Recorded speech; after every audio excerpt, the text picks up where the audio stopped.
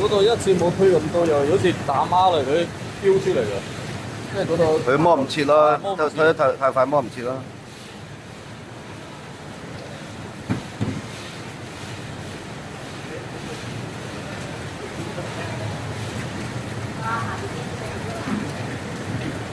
佢呢啲少量都算係咁噶啦，鋪頭用啊呢啲。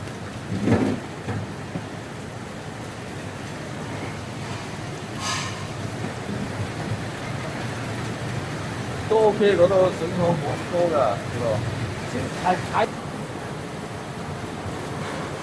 冇多次啦，點解？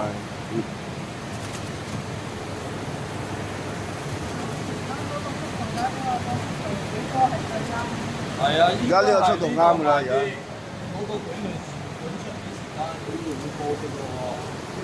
嗰個管要調快啲，但係剝雞蛋就唔係喎，剝雞蛋你管得太快咧，佢要打爛雞蛋，因為你雞蛋同呢個彈性唔一樣啊。